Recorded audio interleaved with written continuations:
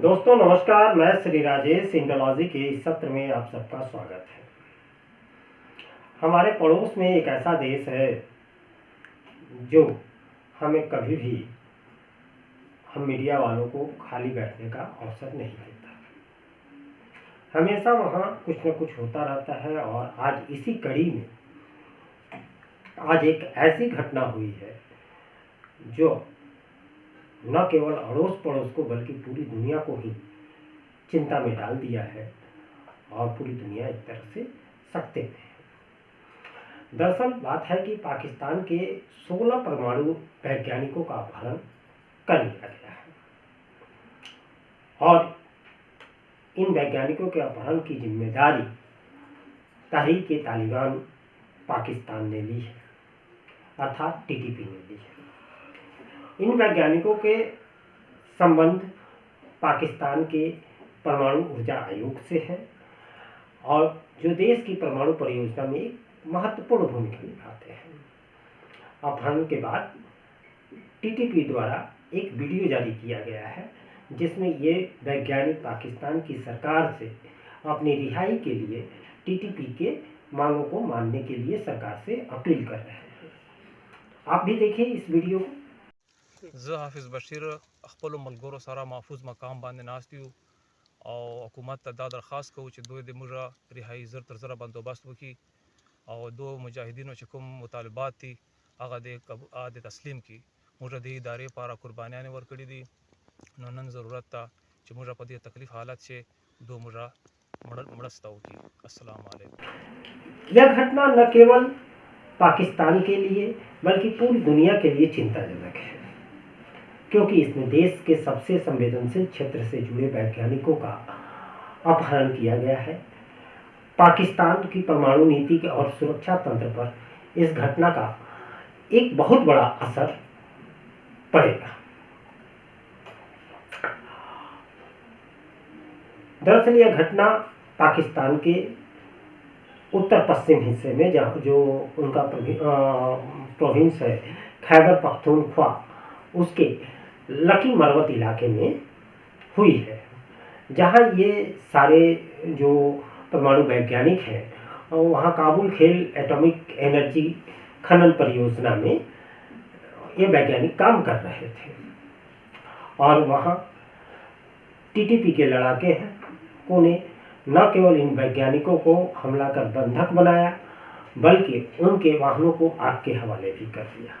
हालांकि ऐसी भी अफवाह उड़ी कि टीटीपी के लड़ाकों ने यूरेनियम लूटने की कोशिश की। हालांकि टीटीपी ने इस बात से इनकार किया है और उनका कहना है कि उन्होंने वैज्ञानिकों को इसलिए बंधक बनाया है ताकि सरकार उनकी मांगों को मान ले और क्योंकि उनकी मांगे उनके अनुसार तो जायज़ ही है। इस मामले में एक और दिलचस्प मोड़ तब आ गया जब पाकिस्तान की सरकार और स्थानीय प्रशासन ने अपहरित जो 16 लोग हैं उनको परमाणु वैज्ञानिक मानने के बजाय उन्हें आम मजदूर बताया। आपको सोशल मीडिया से लेके अलग अलग मीडिया आउटलेट में कहीं आपको परमाणु वैज्ञानिकों के अपहरण की सूचना मिलेगी, खबर मिलेगी, तो कहीं 16 मजदूरों के अपहरण की बात मिलेगी। दरअसल पाकिस्तान की एक नीति रही है शुरू से कि वह चीज़ों को छुपाता है, डाइल्यूट करता है। अब 16 वैज्ञानिकों का अपहरण एक बहुत बड़ा मामला है और इस पर अंतर्राष्ट्रीय समुदाय की भी नज़र होगी और इस मामले को डाइल्यूट करने के लिए पाकिस्तान की सरकार और पाकिस्तान की सेना अब एक नया कहानी कर रहे हैं कि ये परमाणु वैज्ञानिक नहीं बल्कि मजदूर थे, ताकि इस मामले की गंभीरता को कम किया जा सके। और इस तरह की चीज़ें वो अक्सर किया करते हैं, ये कोई नई बात नहीं है, ये उनकी जीन में समाया हुआ है। टीटीपी जिसे पाकिस्तान सरकार एक आतंकवादी संगठन मानती है, बीते कुछ महीनों में पाकिस्तान आर्मी और टीटीपी के बीच एक तरह से एकदम जंग की स्थिति बनी हुई है। टीटीपी को अफगानिस्तान तालिबान का समर्थन प्राप्त है ये कहते हुए और पाकिस्तान अफगानिस्तान में ये शरण लेते हैं, इसे लेकर पाकिस्तान ने कुछ दिन पहले एयर स्ट्राइक भी अफगानिस्तान में कर दी थी। उसके बाद अफगानिस्तान के तालिबान और टीटीपी दोनों ने इनकी जमकर कुटाई की और ऐसी ये है कि घोषित तौर पर तो खैबर पख्तूनख्वा प्रोविंस के बाज़ौर और ऊपर के इलाके में 15 इनकी चौकियों पर, आर्मी की चौकियों पर टीटीपी ने कब्जा जमा लिया है घोषित तौर पर। इसके अलावा अभी टीटीपी इधर कर ही रही थी, तब तक बीएलए ने भी कई इलाकों पर कब्जे जमा लिए हैं और उन्होंने बाकायदा ऐलान कर कहा है कि अब यह इलाका बीएलए के कब्जे में है। इसी तरह टीटीपी भी खैबर पख्तूनख्वा में ये ऐलान करके कहती है कि इन पोस्टों पर हमने कब्जा जमा लिया है। वो प्रेस रिलीज जारी करते हैं, वीडियो जारी करते हैं, सोशल मीडिया पर इस तरह की सारी चीज़ें सरेआम है। भले ही यह पाकिस्तान की मेन स्ट्रीम की मीडिया में न हो, लेकिन ये खबरें सरेआम है। अब ये जब खबरें आती हैं तो पाकिस्तान सरकार और पाकिस्तान की आर्मी के लिए शर्मनाक स्थिति बन जाती है, क्योंकि टीटीपी जो है वह लगातार मुश्किलें खड़ी कर रही है। शहबाज शरीफ की सरकार के लिए यह घटना एक बड़ा सिरदर्द साबित हो गई है। उनकी सरकार पहले से ही देश की आर्थिक और राजनीतिक चुनौतियों से जूझ रही है। अब इस अपहरण या सुरक्षा के मुद्दे पर को लेकर सरकार और पाकिस्तान आर्मी की विश्वसनीयता पर सवालिया निशान खड़े कर दिए हैं। यह देखा जा रहा है कि टीटीपी के बढ़ते हमलों और उनके द्वारा लगातार की जा रही हिंसक घटनाओं पर सरकार काबू पाने में पूरी तरह से विफल रही है। अब इससे बड़ी विफलता और क्या हो सकती है कि अपने ही देश में आर्मी कुछ हिस्सों में, कुछ प्रांतों के कुछ हिस्सों में जाने से कतराती है। एक तरह से जाने से कतराती क्या है, वो जा ही नहीं पाती। डर और खौफ ऐसा है कि वह वहाँ जा ही नहीं सकते। और सरकार का जब आर्मी जा नहीं पाती, एफसी के जवान जो है वो पोस्ट छोड़कर फरार है, थानों में पुलिस वाले थाने छोड़कर फरार है, तो सरकारी जो विभाग है वो पूरी तरह से टीटीपी के कब्जे में है। रात ढलते कोई सुरक्षाकर्मी को ही नज़र नहीं आता। तो एक तरह से इसे पाकिस्तान सरकार लॉलेस कहकर चीज़ों को हल्का करने की कोशिश करती है, बल्कि वह लॉलेस नहीं है, बल्कि वह पूरी तरह से इनके कंट्रोल से बाहर हो गया है। टीटीपी के इस अपहरण के बाद पाकिस्तान की आर्मी ने अफगानिस्तान में टीटीपी के ठिकानों पर हमले करने की बात कही है। अगर आर्मी हमला करती है तो निश्चित तौर पर टीटीपी की तरफ से इसका जवाब दिया जाएगा। और टीटीपी ने अब एक नई रणनीति अपनाई है। वह केवल आर्मी के जवानों पर हमले नहीं कर रहे, एफसी पर हमले नहीं कर रहे या पुलिस वालों पर हमले नहीं कर रहे, बल्कि अब उन्होंने एक रणनीति बनाई है कि जिन क्षेत्रों में, जिन इलाकों में उनका नियंत्रण स्थापित हो गया है, वहाँ यह मटर छिलने वाली जो आर्मी है और बिस्किट बनाने वाली आर्मी है, इसके जो फौजी फाउंडेशन के प्रोडक्ट है उनका बहिष्कार किया जाए। एक तरह से पाकिस्तान आर्मी की का जो कमाई का जरिया है उस पर वार करने का टीटीपी ने योजना बनाई है और लगभग इसे जारी भी कर दिया है, इस योजना को क्रियान्वित भी कर दिया है। अब आते हैं फिर इस अपहरण वाले मामले पर। तो यह घटना अंतर्राष्ट्रीय स्तर पर भी चिंता का कारण बन गई है। पाकिस्तान एक परमाणु शक्ति संपन्न है और इस तरह के आतंकवादी संगठनों के हाथ में उनके परमाणु वैज्ञानिकों का अपहरित होना और वैश्विक सुरक्षा के लिए तो एक खतरा पैदा कर ही दे रहा है।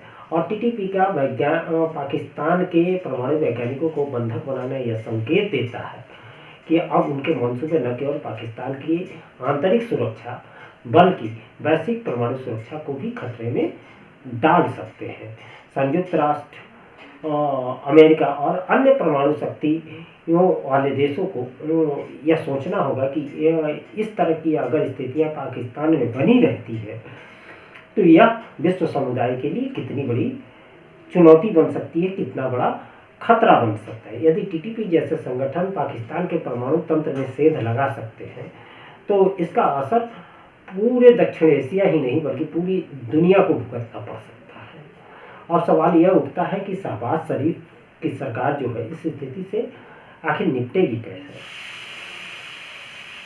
टीटीपी की मांगों पर क्या सरकार समझौता करेगी या फिर पाकिस्तान आर्मी का सहारा लेकर टीटीपी के खिलाफ बंधकों को छुड़ाने के लिए कोई सैन्य कार्रवाई करेगी। पाकिस्तान की सरकार पहले भी टीटीपी के साथ समझौते कर चुकी है और इस समझौते की वजह से उसे काफ़ी आलोचनाएं झेलनी पड़ी है। सरकार की साख भी गिरी थी और उस पर अब दबाव एक तरह से है कि वह कोई ठोस कार्रवाई करे, लेकिन अगर कार्रवाई करती है तो उसका जवाब भी मिलता है।